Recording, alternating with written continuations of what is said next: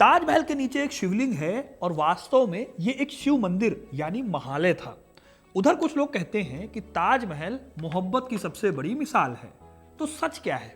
ये वो सवाल है जिसने एएसआई तक को काफी टाइम तक परेशान करके रख दिया था। सालों से एक दावा किया गया है कि ताजमहल के बंद कमरों में ऐसा कुछ छिपा है जो अगर सामने आ जाए तो इतिहास की किताबें दोबारा लिखनी पड़ेंगी। अब क्या है इन कमरों के पीछे का राज? क्या यहाँ सचमुच कोई शिवलिंग है या सिर्फ एक ऐसी सच्चाई है जिसे इतिहासकार और सरकार हमसे आपसे छिपाते आए हैं? आज हम आपको बताएंगे इन बंद कमरों की सच्चाई सारे सबूतों के साथ। 1950 तक ताजमहल पर कोई सवाल नहीं था, लेकिन फिर एक किताब आई जिसका नाम है ताजमहल एक हिंदू मंदिर है। इस किताब के 1965 में छपे एडिशन को अगर आप पढ़ेंगे तो आपको पता चलेगा कि इसमें सबसे बड़ा दावा किया गया है कि ताजमहल में शिवलिंग के निशान हैं। यह भी कहा गया कि ताजमहल के नीचे ऐसे कमरे हैं जिन्हें शाहजहां ने हमेशा के लिए बंद कर दिया था और उन कमरों में शिवलिंग या देवी देवताओं की मूर्तियां हैं। इसके बाद से एक तूफान आ गया। कोई कहता है कि वहां अब भी एक शिवलिंग छिपा है, तो कोई दावा करता है कि तहखानों में संस्कृत के प्राचीन शिलालेख मौजूद हैं जिन्हें मुगलों ने जानबूझकर छिपा दिया। इन दावों में अक्सर कहा जाता है कि ताजमहल असल में एक प्राचीन मंदिर था, तेजो महालय, जिसे शाहजहां ने अपने कब्जे में लेकर अपनी बेगम मुमताज महल के नाम से एक मकबरे में बदल दिया। इंटरेस्टिंग बात यह है कि ताजमहल का असली नाम भी नहीं है और इसी कंट्रोवर्सी को लेकर अब एक मूवी आने वाली है, the story of Taj Mahal. Paresh Rawal starrer Taj Mahal movie इन्हीं सवालों के इर्द गिर्द घूमती है। आप ट्रेलर देखोगे तो इसमें फिर से वही सवाल किए जा रहे हैं। ताजमहल के ऊपर उल्टा कमल क्यों बना हुआ है? उस पर त्रिशूल क्यों लगा हुआ है?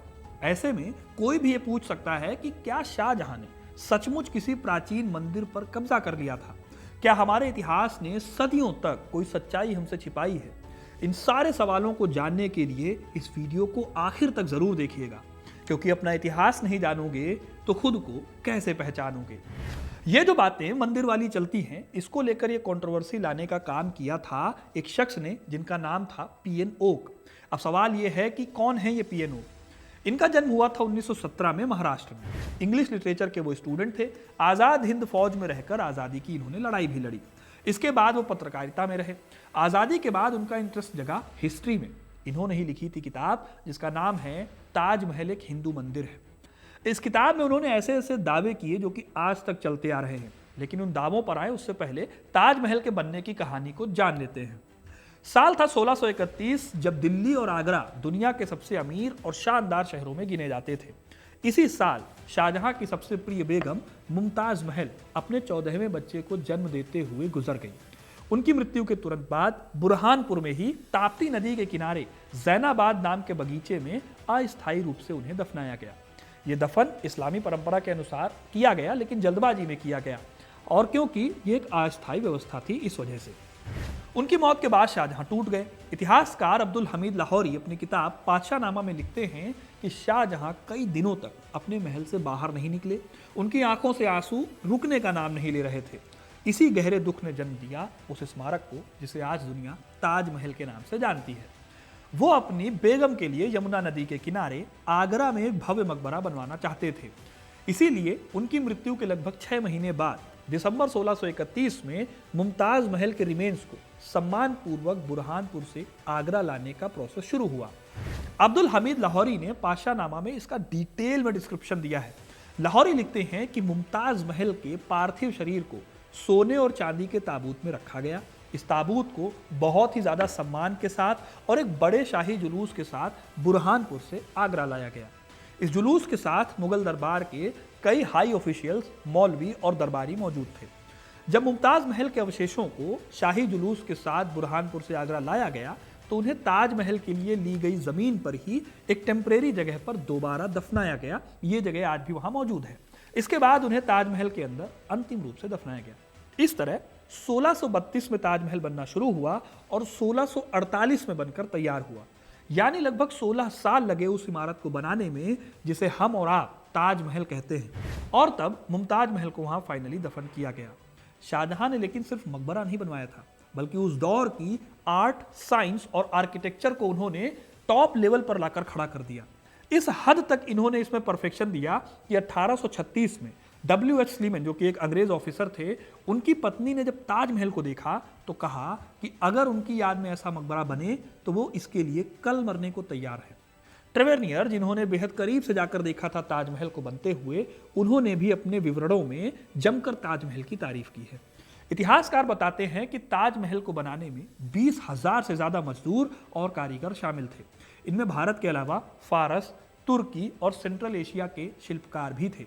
उस दौर के प्रसिद्ध वास्तुकार उस्ताद अहमद लाहौरी इसके मेन डिजाइनर या आर्किटेक्ट थे। इसमें लगा संगमरमर राजस्थान के मकराना से लाया गया और कीमती पत्थर जैसे यमनी, फिरोजा, लैपिस लाजुली और अगेट, ये सब अलग अलग जगहों से, जैसे कि पर्शिया, फारस या ईरान जिसको हम कहते हैं, तिब्बत, चाइना और श्रीलंका से मंगवाए गए। और ये सब कुछ हवाई बातें नहीं है, ये सब कुछ प्रॉपर लिखा गया है, ना सिर्फ शाहजहां के दरबारी इतिहासकारों द्वारा बल्कि उस दौर में आए यात्रियों द्वारा भी, यानी उनके क्रॉनिकल्स में। बादशाहनामा और शाहजहांनामा जैसे ग्रंथों में ताजमहल के निर्माण की पूरी बात लिखी गई है। इसकी नींव डालने से लेकर मकबरे के पूरा बन जाने तक सब कुछ लिखित में मिलता है। यह भी जिक्र मिलता है कि मिर्जा राजा जय सिंह की यह जमीन थी जिसे एग्रीमेंट के तहत शाहजहां ने उनसे लिया था। शाहजहां ने इसे नाम दिया था रोज़ाए मुमताज महल, मतलब मुमताज महल का मकबरा। यानी मुगल दस्तावेजों में ताजमहल नाम की कोई इमारत आपको देखने को नहीं मिलेगी। इसका दूसरा जो नाम मिलता है वो है रोज़ाए मुनव्वरा। लेकिन पीएनओ की पूरी कंट्रोवर्सी जो है वो ताजमहल के नाम से ही शुरू होती है और उसी आधार पर दावा है कि इस इमारत का असली नाम तेजो महल है। अब सोचने वाली बात यह है कि जब मुगल रिकॉर्ड्स में ही ताजमहल नहीं है तो क्या यह खुद ही एक प्रूफ नहीं है कि तेजो महल नाम बहुत प्राचीन नहीं है। यहीं से कंट्रोवर्सी की पहली परत खुलती है। यूरोप के यात्रियों ने, जैसे कि जीन बैप्टिस्ट ट्रेवेनियर और फ्रांसवा बर्नियर, इन लोगों ने अपनी किताबों में ताजमहल को एक नए कंस्ट्रक्शन के हिसाब से लिखा है। ट्रेवेनियर ने तो ये तक लिखा कि उसने अपने जीवन में इतनी शानदार इमारत कभी नहीं देखी, यानी कि तेजो महल शब्द की नींव असल में खोखली है। लेकिन पीएन ओक ने अपनी किताब लिखी ताजमहल एक मंदिर है। कहते हैं कि उनकी किताब को छापने में एकेडमिक हिस्टोरियंस ने उनकी बातों को मानने से मना कर दिया था। इस वजह से किताब छापने में बहुत दिक्कतें आ रही थी। अपनी किताब के प्रीफेस में वो खुद लिखते हैं कि इसके बाद उन्होंने इंस्टीट्यूट फॉर री राइटिंग इंडियन हिस्ट्री पुणे इसकी स्थापना की और वहीं से उन्होंने अपनी किताबें छापी, यानी वो अपनी किताब के पब्लिशर भी खुद हैं। उनकी कई किताबों में से एक ये किताब है ताजमहल की किताब, जिसे 1965 में उन्होंने छापा। अब अगर किताब उठाकर आप देखो तो उसमें छोटे से बड़े 20 से 30 दावे हैं जो इन्होंने किए हैं। लेकिन हम बहुत ही ज़्यादा पॉपुलर दावों की बात कर लेते हैं जिसको लेकर ये सारी कंट्रोवर्सी चलती है। पीएनओ कहते हैं कि ताजमहल के गुंबद, उसके कलश और दीवारों की नक्काशी हिंदू मंदिरों जैसी लगती है।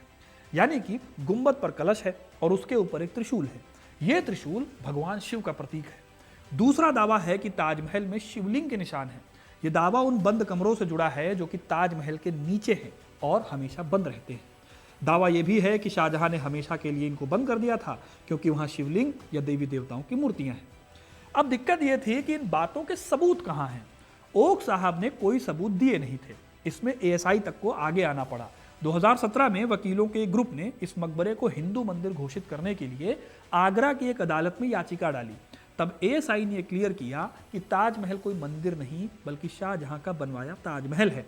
तब एएसआई ने यह भी क्लियर किया कि ताजमहल कोई मंदिर नहीं था बल्कि शाहजहां का बनवाया ताजमहल है। लेकिन दोस्तों फिर भी ये कंट्रोवर्सी कम नहीं हुई। ओक का एक और दावा था कि शाहजहां ने 1115 में बने चंदेल राजा परमादिदेव का मंदिर हड़प लिया। लेकिन ओक की किताब में ना तो किसी दस्तावेज का जिक्र है और ना ही कोई दूसरा ऐतिहासिक सबूत यानी आर्कियोलॉजिकल या लिटरेरी एविडेंस मिलता है। लेकिन दोस्तों अगर ओक गलत थे तो सच क्या है? ओक अपनी किताब में खुद कहते हैं कि एक प्राचीन मंदिर आगरा के राजा जय सिंह के क्षेत्र में था और यहाँ शिवलिंग की पूजा होती थी। लेकिन इस सवाल का जवाब किताब में नहीं है कि अगर ये मंदिर हड़पा गया था तो खुद जय सिंह क्यों चुप रहे। तो इतनी कहानी जानने के बाद आपको क्या लग रहा है, वहां मंदिर था या नहीं था? कमेंट में जरूर बताइएगा। अब इसके साथ पीएनओ ये भी कहते हैं कि ताजमहल हिंदू स्पेसिफिकेशंस के साथ बना, जैसे कि गुंबद के नीचे की ओर झुकी हुई कमल की पंखुड़ियों को उसको सजाया गया। कमल क्योंकि हिंदू धर्म और वास्तुकला का प्रतीक है इसलिए यह मंदिर ही था, क्योंकि इस्लामी मकबरों की वास्तुकला में कमल नहीं पाया जाता। ये बातें पीएन ओक लिख रहे हैं। इसके अलावा वो कलश की बात करते हैं और कहते हैं कि कलश के ऊपर एक चांद है जो कि शिव मंदिर पर लगे त्रिशूल की तरह है। इसके साथ ही वो ये भी कहते हैं कि 4 कोनों पर जो ताजमहल की मीनारें बनी हुई हैं वो असल में पारंपरिक हिंदू मंदिर परिसर में सुरक्षा या फिर संतुलन के लिए बनाई गई 4 प्रहरी मीनारें थी। इस किताब में दोस्तों वो सारी बातें थी, जैसे कि तहखाने में छिपे हुए कमरे, हिंदू प्रतीक जो लोगों को एक बढ़िया कॉन्स्पिरेसी मसाला देती हैं। ये सारा मसाला मैंने अभी आपको बताया है, और जाहिर सी बात है मसाला हमारे देश में धड़ल्ले से बिकता है। यही वजह है कि ओक की कॉन्स्पिरेसी थ्योरी पर किसी इतिहासकार ने भले ही ध्यान न दिया हो, लेकिन धीरे धीरे 1980 और 1990 के दशक में तेजो महाले की कहानी फिर से जिंदा हो गई। कुछ संगठनों ने इसे दबी हुई सच्चाई बताना शुरू किया और दावा किया कि इतिहासकारों ने इस्लामिक हमलावरों के डर से असली इतिहास को ही छिपा दिया। इनफैक्ट पीएन ओक साहब ने अपनी इस किताब के आधार पर साल 2000 में सुप्रीम कोर्ट में एक याचिका डाली। तब सुप्रीम कोर्ट ने उनकी इस याचिका को पब्लिसिटी स्टंट बना दिया था और इसके साथ में ये भी कमेंट किया था कि ये याचिका ऐसी है जैसे किसी के दिमाग में मक्खी घुस गई है। लेकिन सवाल फिर भी बना रहा। तो अब आते हैं हम अपने असली सबूतों पर। शाहजहां के दरबार में कई इतिहासकार थे, जिनमें एक अब्दुल हमीद लाहौरी ने बादशाहनामा में लिखा 1632 में शाहजहां ने मुमताज महल की याद में यमुना किनारे मकबरे का निर्माण आरंभ किया। फ्रांसवा बर्नियर उन बहुत ही कम लोगों में से थे जिन्होंने ताजमहल को पूरा बनते हुए देखा था। उन्हें दारा शिकोह ने यह जगह खुद अपने साथ ले जाकर दिखाई थी। वो लिखते हैं कि मैंने उस मकबरे का निर्माण होते हुए देखा जिसकी सुंदरता अनुपम थी। अब अगर ताजमहल कोई पहले से बना मंदिर होता तो क्या ये विदेशी यात्री जो शाहजहां के शासनकाल में भारत आए थे उसका जिक्र नहीं करते। इतिहासकार आर नाथ, जो कि मुगल आर्किटेक्चर के बहुत अच्छे एक्सपर्ट माने जाते हैं, वो लिखते हैं कि ताजमहल पूरी तरह से प्लान्ड मुगल स्मारक है। इसके डिज़ाइन से लेकर इसके आर्किटेक्चर तक हर एक एलिमेंट शाहजहां के काल के हिसाब से है। इसके किसी हिस्से में मंदिर या मूर्ति पूजा के संकेत नहीं मिलते। अब आते हैं इस दावे पर कि ताजमहल के ऊपर कलश, कमल और त्रिशूल हिंदू मंदिर का सबूत है। लेकिन जो लोग आर्किटेक्चर के स्पेशलिस्ट होते हैं वो बताते हैं कि ये कलश इस्लामिक वास्तुकला का भी हिस्सा है, जो पर्शिया, टर्की और सेंट्रल एशिया में भी देखा जा सकता है। और ये किसी दैवी ऊर्जा का प्रतीक नहीं बल्कि बैलेंस और यूनिटी का प्रतीक है, जो अरबी कला में गहराई से रचा बसा है। एक और बात यहाँ पर कही जाती है कि जो ताजमहल में कमल वगैरह बना हुआ है, इसे यहाँ के हिंदू मेसन्स ने बनाया है, तो क्योंकि आर्किटेक्चर में वो अपने निशान भी छोड़ गए। अब बात करते हैं पुरातात्विक प्रमाणों की। एएसआई ने 1970 और 2000 के दशक में ताजमहल के स्ट्रक्चर की स्टडी की। इन स्टडीज में कहीं भी मंदिर आधारित संरचना के अवशेष नहीं मिले। जो भी खुदाई हुई या जो भी इन्होंने जांच की, उसमें नींव, ईंट और पत्थरों का जो स्ट्रक्चर है वो मुगल कालीन पाया गया, ना कि गुप्त या पूर्व मध्यकालीन। अब ऐसे ही एक और जो दावा होता है कि ऐसे कैसे बुरहानपुर से लेकर चले आए मुमताज महल के रिमेन्स को। मुगल काल में इंपीरियल बरियल खास मायने रखता था। हुमायूं को भी 1 या 2 बार नहीं बल्कि 4 बार दफनाया गया। क्यों? क्योंकि शासकों के रिमेन्स को सेफ रखना और उन्हें उनके लिए बनाए गए अच्छे अच्छे मकबरे में आखिरी तौर पर स्थापित करना उनकी सत्ता और उनकी विरासत को दिखाता था। यही वजह है कि मुमताज महल के अवशेषों को बुरहानपुर से लाना कोई अजीब या कॉमन सेंस के खिलाफ वाली बात नहीं थी, बल्कि ये मुगल परंपरा का ही एक जरूरी हिस्सा था। ऐसे ही अगर आप देखो तो जहांगीर को 3 जगह दफनाया गया है। लेकिन ये सब सच है तो ताजमहल के उन बंद कमरों का सच क्या है? वहां क्या छुपा हुआ है? वही कमरे जिनके बारे में कहा जाता है कि इनमें तो मूर्तियां छिपी हुई हैं। तो 2022 में एएसआई ने इन कमरों की फोटोज जारी की और वहां पता क्या चला? वहां भी कुछ नहीं निकला। रही बात तहखाने की, तो इस तरह का तहखाना सिर्फ ताजमहल में नहीं है बल्कि हुमायूं के मकबरे में भी है, जिसे ताजमहल का पूर्वज माना जाता है। ये तहखाने यमुना नदी के किनारे ताजमहल की नींव को सहारा देने वाले स्ट्रक्चर का हिस्सा है। इनको स्टोरेज रूम या पैसेजेस, गैलरीज के नाम से भी आप समझ सकते हैं। ये कमरे नदी के लेवल के करीब होते हैं। जो मेन स्ट्रक्चर है उसकी मिट्टी को न तो ह्यूमिडिटी आने देते हैं और फिर नदी के कटाव से भी बचाते हैं। ऐसे ही हुमायूं के मकबरे के नीचे 50 से भी ज़्यादा कमरे हैं। लेकिन ताजमहल के साथ पता है क्या वाली बात हुई है? आपने नोटिस किया होगा कि पर्दे को हटाने पर मना करने से डाउट आता है कि भाई पर्दे के पीछे कुछ तो है। वैसे आखिरी में मैं आपको एक बात बताता हूँ। एक लॉजिकल फैलेसी है, मतलब जब हम किसी को लॉजिक देते हैं तो कई बार हम फैलेसीज का इस्तेमाल करते हैं सामने वाले के आर्गुमेंट को दबाने के लिए। जिस फैलेसी की मैं बात कर रहा हूं उसको बोलते हैं एड होमिनिम। इस फैलेसी में होता यह है कि आप सामने वाले के आर्गुमेंट को दबाने के लिए उसकी पिछली बातों को लगा देते हैं और फिर खारिज कर देते हैं। मतलब इसने ये बोला तो मैंने इसको खारिज कर दिया। आमतौर पर मैं किसी भी वीडियो में नहीं करता हूं, लेकिन पीएनओ के कुछ ऐसे भी दावे हैं जो आपको हैरान कर देंगे। जैसे कि पीएन ओक ने ही ये दावा किया था कि दुनिया की कई प्रसिद्ध इमारतें हैं जिन्हें आमतौर पर इस्लामी या ईसाई वास्तुकला से जोड़कर देखा जाता है, वो कहते हैं कि ये सब मूल रूप से हिंदू ही थी। उन्होंने दावा किया कि वेटिकन सिटी, जो कि ईसाइयों का बहुत पवित्र स्थान है जहां पोप बैठते हैं, उसके बारे में वो लिखते हैं कि ये पहले एक वैदिक पुरोहित की जगह थी और वेटिकन शब्द संस्कृत के वाटिका से लिया गया है। ऐसा ही कैथोलिक शब्द जो ईसाइयों से जुड़ा हुआ है, उसको ये कैथोलिक यानी कात्यायनी के फॉलोअर से जोड़ते हैं। उन्होंने ही ये कहा था कि काबा में भी शिवलिंग की पूजा होती थी और इस्लाम जो है वो मूलतः शैव धर्म से निकला हुआ धर्म है। ऐसे ही लंदन में एक बहुत प्रसिद्ध चर्च है जिसको बोलते हैं वेस्टमिंस्टर एबे। इन्होंने दावा किया कि यह भी कभी भगवान शिव को समर्पित एक हिंदू मंदिर ही था। यही नहीं, पीएन ओक का यह भी दावा था कि प्राचीन काल में, त्रेता युग या उससे भी पहले के वैदिक युग में, जब परमाणु हथियार जितने खतरनाक हथियार मौजूद थे, तो उनके असर की जांच करने के लिए एक बिल्कुल सुनसान जगह की जरूरत थी। ओक के हिसाब से ये भूखंड जहां पर इन्होंने ये हथियार रखे, क्योंकि हथियार रखे जाते थे, तो इसे अस्त्रालय कहते थे। और यही अस्त्रालय, आप समझ गए होंगे, आज का ऑस्ट्रेलिया था जहां इन महाअस्त्रों का प्रयोग या विस्फोट किया जाता था। तो ये सारी कंट्रोवर्सीज या व्हाट्सएप फॉरवर्ड्स आपने जो आज तक देखे हैं, उनका बहुत बड़ा सिलेबस या उनके बहुत सारे चैप्टर्स पीएन ओक के दिए हुए हैं, इंक्लूडिंग ये ताजमहल वाला चैप्टर। तो दोस्तों, ये है पूरा सच उस कहानी का जिसमें ताजमहल को लंबे टाइम से तेजो महाले बनाकर परोसा गया, वो भी बिना प्रॉपर सबूतों के।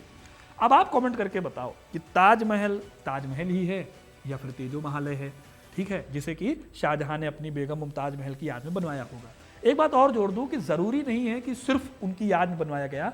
बड़ी बड़ी इमारतें जो मुगल काल में या किसी भी काल में बनती थीं, उनका एक मकसद अपनी ताकत और अपनी समृद्धि को दिखाना भी होता था। ये बात मेरी पूरी वीडियो में छूट गई, मैंने कहा आपको यहाँ बता दूं। अब आपको ये वीडियो कैसा लगा कमेंट करके जरूर बताइए। वीडियो अच्छा, ये मूवी अभी रिलीज ही होने वाली है। जब आप ये वीडियो देख रहे होंगे तो शायद ये मूवी जो है वो रिलीज हो जाएगी।